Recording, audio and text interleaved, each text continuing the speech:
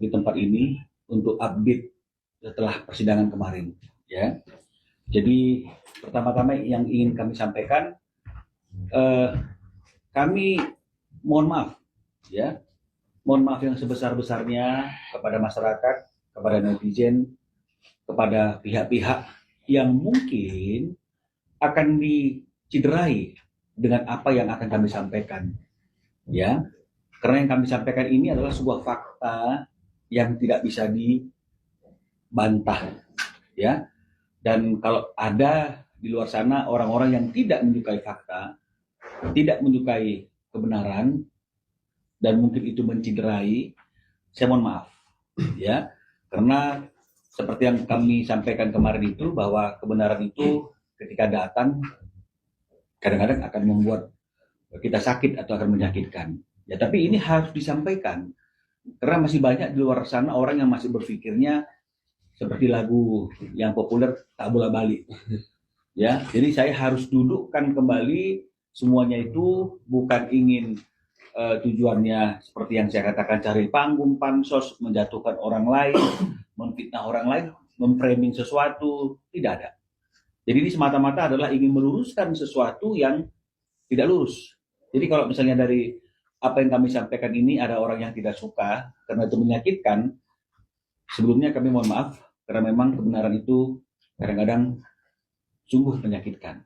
Ya, jadi saya mulai dengan sidang kemarin itu ada pernyataan dari pihak S, ya, yang menyatakan janganlah memframing sesuatu, membolak-balik sesuatu yang menimbulkan kesedihan bagi S, karena kalau anak-anak melihat S itu sedih, maka itu akan membuat anak-anak tidak akan respect dan tidak akan sayang kepada orang yang membuat atau yang memojokkan, yang membuat ibunya bersedih. Ya, jadi kami sekali lagi tidak ingin membuat pihak-pihak tertentu dipojokkan, pihak-pihak tertentu sedih.